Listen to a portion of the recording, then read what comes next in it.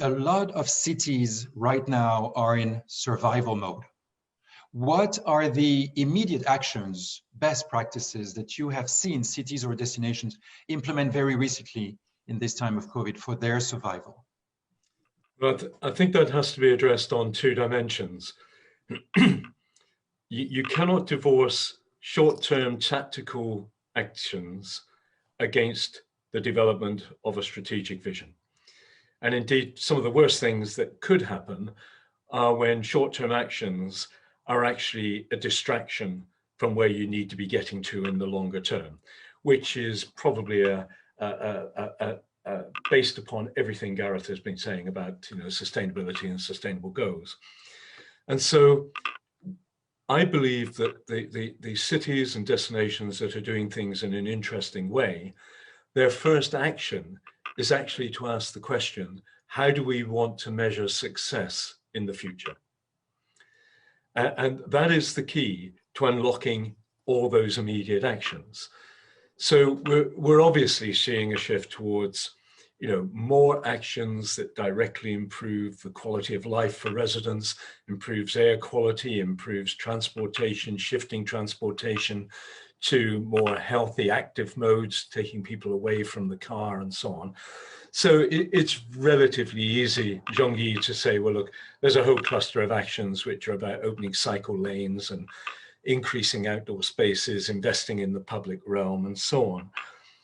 But the critical thing has to be a discussion in a city with all the partners about, in 10 years' time, how will we want to measure success?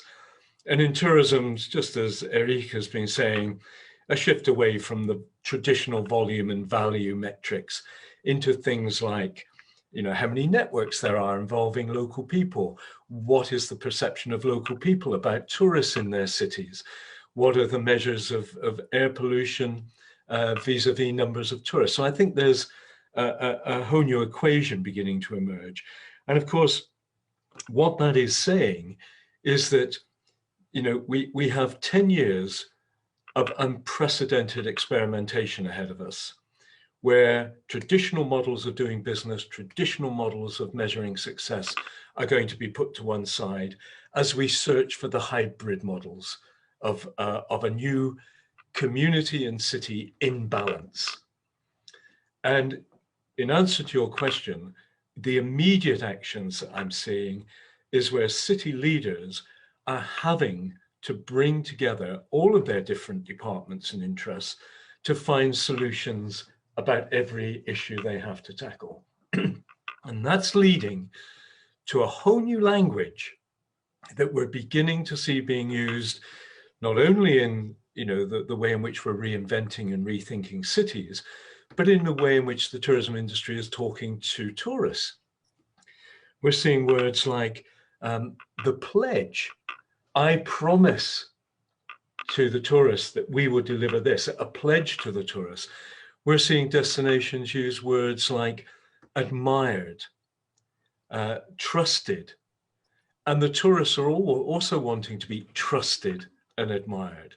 So behind all of that is a complete new set of relationships. And the actions that are working well now are those that are exploring new relationships with new partners, new solution providers, and new investors.